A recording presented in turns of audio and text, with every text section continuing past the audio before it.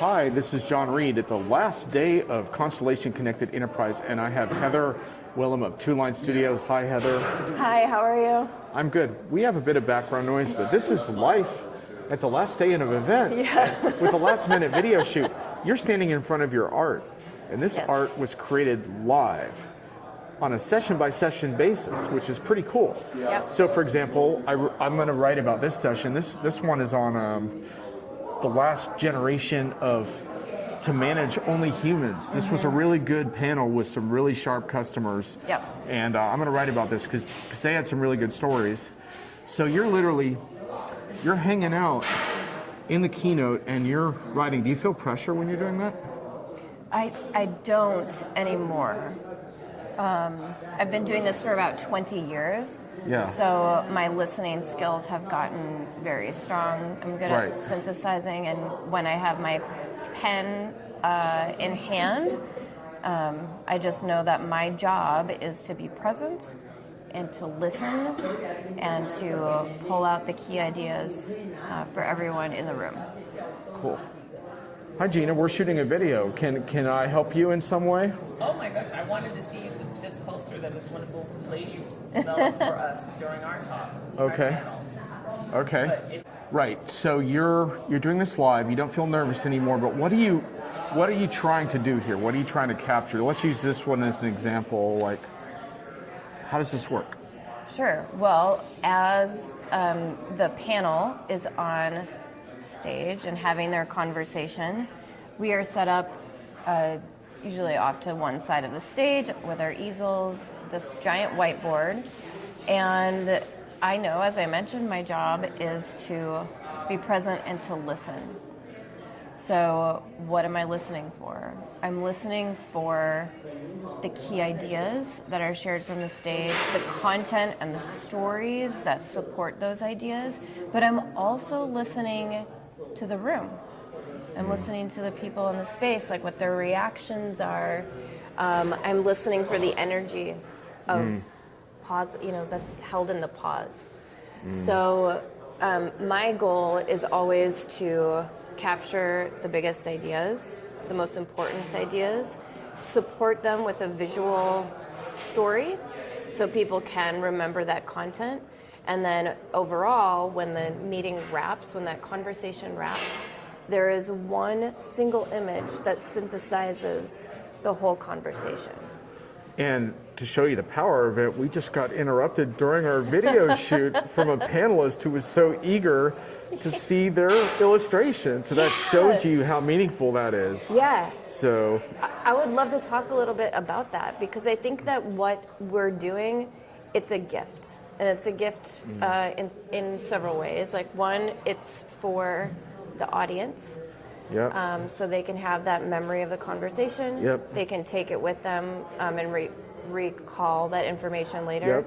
Yep. It's for the conference organizers, so there's a legacy of what has been said over, in this case, 15 years.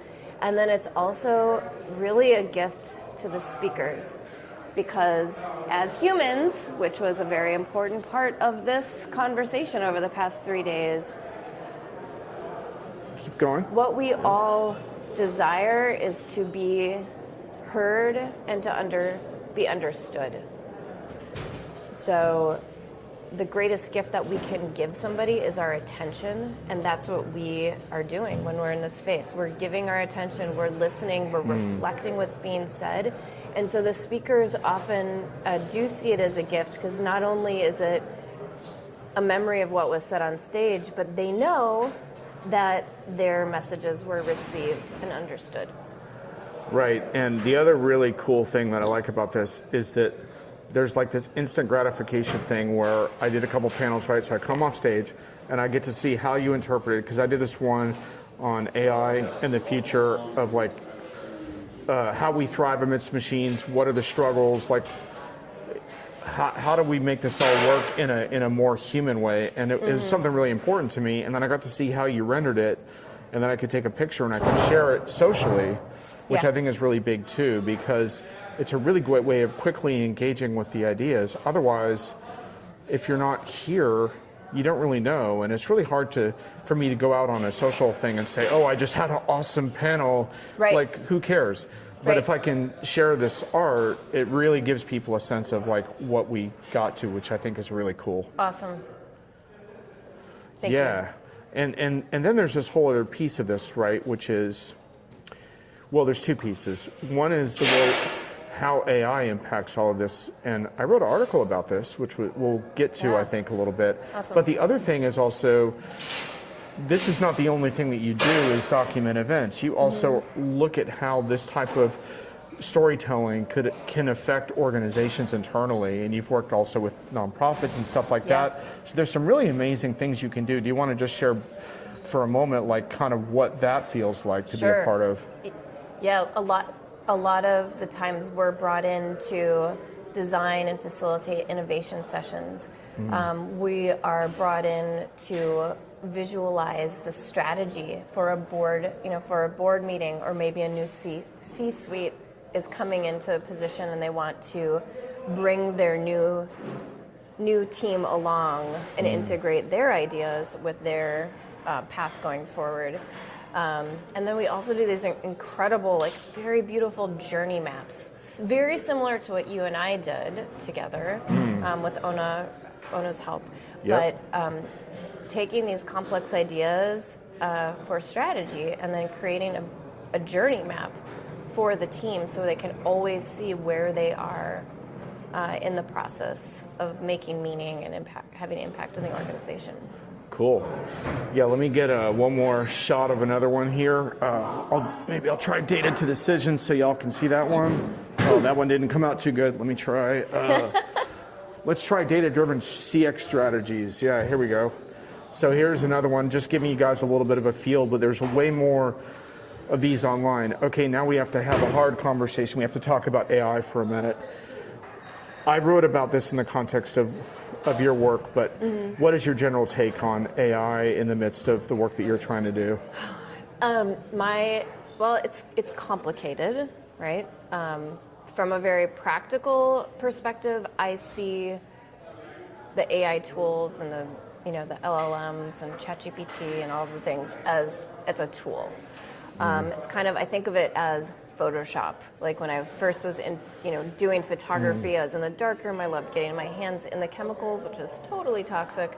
But then, digital photography came along. I had a lot of resistance to it at first, but then I recognized like what a powerful tool it was to increase the efficiency of what I was doing and free me up to have more creativity and to explore new projects. So for AI, right now, I'm constantly thinking about how do I use this as a business owner? Like how do I improve my internal processes for my business? But then also with client work that I'm able to use it for is, it really helps with synthesis of some of those high-level conversations. What are the key ideas? What are some of the supporting elements? But I still have to go in to mine out the story. Like I said before, I'm listening for the emotion. I'm listening for the pauses. I'm listening for the stories that might not, deliver a, strong, key idea, but it's like this thing that we can relate to and understand that helps in the sense making of these bigger ideas. Yeah, and the other thing that I thought was really cool, I wrote a book on reaching the informed B2B buyer. It's a short book, and I really wanted to tell a story around it with some kind of infographic, which I really stink at. And so, because we're trying to tell a different narrative at Diginomica about what buyers need, it has more to do with community than marketing the crap out of stuff. And I really wanted to make my case for why it's relevant. And so we collaborated with your organization on this. And if you do a search on Diginomica 2 Line Studios, you can read the article. But part of what I wrote about is experimenting with AI tools just for the heck of it to see how far they could get me, and seeing just how they really failed to capture what I wanted in contrast to your team and what they were able to do. Yep. Shout out to Ona, right? Right. But basically, part of it was just all the subtleties and the nuances, because I wanted to tell a story that came to life with personas that felt real. And I wasn't able to get anywhere near that with AI the way I could get with you all. And so I really hope when people read articles like that, they realize that while AI is cool for some stuff, there's also this really incredible thing you can still do with human creators. And a lot of times, if you're not going for cheap viral antics, you really want exceptional quality to stand out. And that's what I felt we achieved through that. And that was just really neat because I couldn't have ever told that visual story myself. So anyway, I think it's really interesting for brands to think about, okay, we did this research, we did this, but how can we tell a story around it? And I think visual stuff is so powerful for that. So thanks for that. That was really interesting. And I encourage those who watch this video to read more about that. Yeah, can I add a little bit more? Yeah, please do. Well, regarding the work that we did together, I recall, like, we just had a one-on-one, so like we had to listen. I felt like we did it here actually. I think it was probably right there. Yeah, I think it was at that table. I had a listening session where you told me your ideas, I listened, and I reflected them back to you. And you got to say like, no, not exactly that, but kind of different.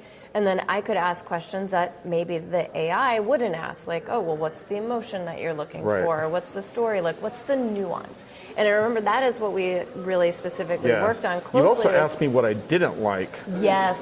And that was really key also. Right. Like, how can you get that out of a prompt? It's very difficult. Right. And I think that there's something that happens with creativity and innovation when we do have human-to-human engagement. And it's one thing, like, the computer could ask you those questions, but I don't know if they're going to get down to the nuance of like, how do we bring more joy into this? How do we bring more humor into this? How do we make this character more relatable to my customers versus having it be, some of the images that you showed me from the AI and from the work that you'd done before were just very general. They were like what the base level would appreciate or like what was expected. And so we were able to personalize that, take that into a deeper personalization. Yep. Cool. Anyhow, you can check all that out online. Yeah. We're not out of topics, but we're out of time. Okay. But thanks for the show and tell. That was really cool to kind of get a feeling of how you do this at CCE. And I'm sure you'll be doing it again next year. Yeah, Thanks a lot. Take care.